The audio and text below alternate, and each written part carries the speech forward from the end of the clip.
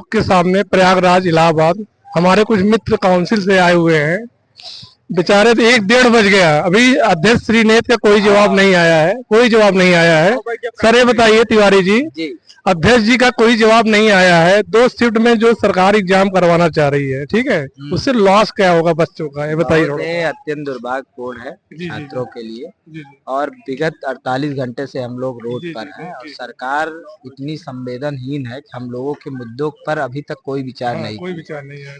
तो सरकार से हम लोग का अनुरोध भी है, निवेदन भी है कि इस मुद्दे को समझे और जैसे पूर्व में परीक्षा कराई जाती रही है उसी तरह परीक्षा आयोजित कराए। अच्छा सर, इसी में सरकार का भी हित है और इसी में हम लोग का। सर ये बताइए, पहले तो एक ही शिफ्ट में पेपर होते थे, ठीक है, आप लोग भी दिए होंगे। हाँ बिल्कुल। ऐसा क्यों ऑटोमेटिक बदलाव उनका कहना ये है कि हम नकल मुक्त परीक्षा कराना चाह रहे हैं। इसका मतलब क्या, इसके पहले आप नकल युक्त परीक्षा कराते रहे हैं? नहीं, अगर आप नकल मुक्त परीक्षा कराना चाहते हैं तो आप नकल मुक्त परीक्षा एक 1 शिफ्ट में भी करवा सकते हैं। आप कुंभ करवा ले रहे हैं, आप चुनाव करवा ले रहे हैं, आप अन्य चीजें करवा ले रहे हैं, तो आप एग्जाम ही कराने में सारी समस्या आपको हो रही है। ये हम लोग के लिए और प्रदेश सरकार के लिए बहुत दुर्भाग्यपूर्ण विषय है। इस पर सरकार को विचार करना चाहिए और लगातार हम लोग। अध्यक्ष जी का कोई बयान नहीं आया है और लगातार छात्र बैठे हुए, आप देख ही रहे होंगे, 1:30 बज गया, बच्चों 50,000 छात्रों की भीड़ लगातार बैठी हुई है। और ये सब युवा ऐसे युवा हैं जो पढ़े लिखे युवा हैं, जो आने वाले समय में इस प्रदेश सरकार के ब्यूरोक्रेट्स होंगे, सरकार के नीतियों का पालन करेंगे। तो उनके साथ इस तरह का भेदभाव पूरी तरह से औचित्यपूर्ण नहीं है और निश्चित रूप से सरकार को इस पर विचार करना चाहिए। नहीं सरकार विचार करती है तो इसका जो परिणाम होगा वो अत्यंत दुखद है। सर भैया आप बताइए क्या कहना चाह रहे हैं? 2 शिफ्ट पेपर मतलब क्या लॉस होगा बच्चों? देखिए 2 शिफ्ट का पेपर एकदम से छात्र हित में नहीं है। अब जो फार्मूला इन्होंने दिया है, मान लीजिए नहीं, जो फार्मूला इन्होंने नॉर्मलाइजेशन का दिया है, 2 शिफ्ट में होंगे 3.5 लाख। मान लीजिए किसी शिफ्ट का पेपर कठिन है और उस शिफ्ट में छात्र संख्या अधिक है तो उन लोगों का फायदा, उन लोगों का नुकसान हो जाएगा। और किसी शिफ्ट का पेपर आसान है, छात्र संख्या कम है तो उनका फायदा हो जाएगा।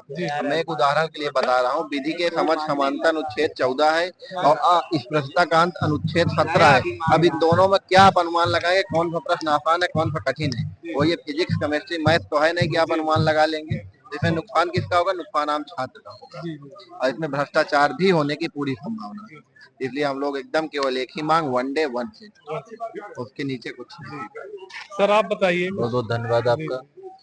देखिए सर ये बताइए, पहले देखिए आपने भी एग्जाम दिया होगा, पहले एक ही शिफ्ट में पेपर करवाते थे, अभी तो 75 जिलों में अगर पेपर करवाना चाहे करवा सकते हैं। ऐसा क्यों, मतलब ऐसा ऑटोमेटिक उन्होंने बदलाव कर दिया कि हम 2 शिफ्ट में पेपर लेने वाले हैं?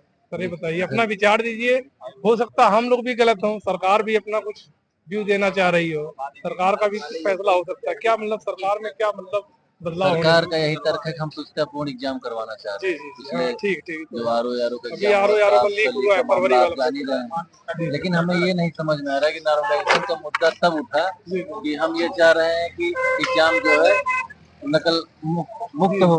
ये बताइए, बिहार जैसे छोटे स्टेट जिसमें अप्रॉक्स यूपी का हाफ डिस्ट्रिक्ट माने जाते हैं, वहाँ तो 1 शिफ्ट में एग्जाम करवा रहा है, फिर यूपी में क्यों नहीं? ये पूरी तरीके से पारदर्शी नहीं होगा, इसीलिए छात्र ये आंदोलनरत हैं और जब तक हम लोग की मांग पूरी नहीं हो जाएगी हम लोग यही करेंगे। सर आप क्या कहना चाह रहे हैं? सर हम भी यही कहना चाहेंगे कि पूरे भारत देश को जो 26-27 राज्य हैं वहाँ पे 1 डे 1 शिफ्ट में एग्जाम हो रहा है, तो इसका मतलब सारा एग्जाम अपारदर्शी और भ्रष्टाचार तरीके से हो रहा है। यहाँ पे ये नॉर्मलाइजेशन ला रहे हैं, किसी स्टेट में नहीं है, ये पहला ऐसा स्टेट है जहाँ पे नॉर्मलाइजेशन और 2 शिफ्ट की बात हो रही है। इसका मतलब सर बाकी सारे स्टेट जो है बेकार वो सर भ्रष्टाचार की परीक्षा करा रहे हैं।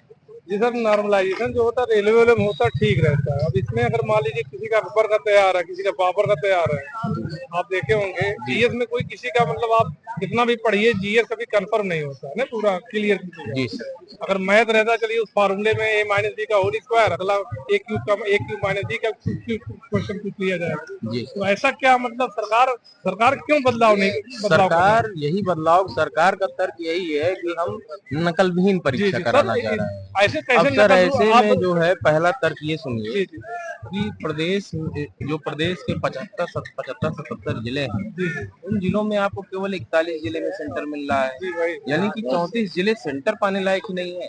34 जिले के अधिकारी चाहे वो डीएम हो, एसडीएम हो, बीएसए हो, वो एक स्कूल नहीं खोज पा रहे हैं एग्जाम कराने के लिए कि 34 जिलों में जो आपने एसओपी बनाया कि सरकारी स्कूल होना चाहिए, तो 34 जिलों में आपके पास सरकारी संस्था ही नहीं है। तो ये 34 जिले सरकारी संस्था के बिना चल रहे हैं, जहाँ पे कोई सरकारी संस्थान ही नहीं है।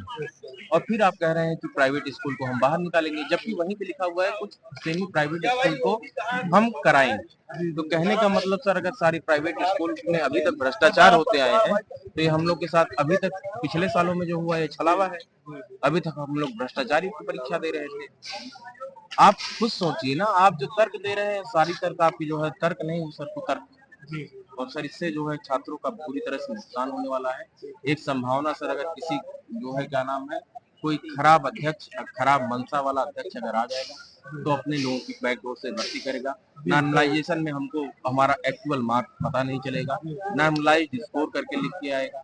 हम कितना सही किए कितना गलत किए हम अपना जानकारी नहीं पाएंगे, हम अपना मूल्यांकन नहीं पाएंगे। यह व्यवस्था पारदर्शी नहीं, अपारदर्शी नहीं।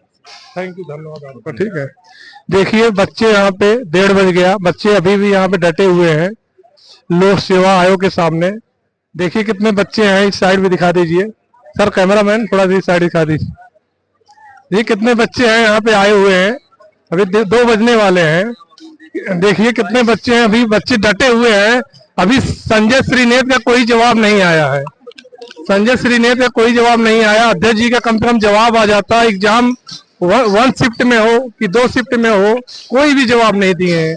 बच्चे देखिए अभी इतनी रात हो गई है, क्या इतनी रात हो गई, बच्चे यहाँ पे डटे हुए हैं।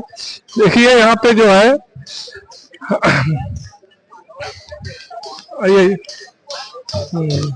चलिए देखिए यहाँ पे जो है बच्चे जो है 2 बजने वाले हैं।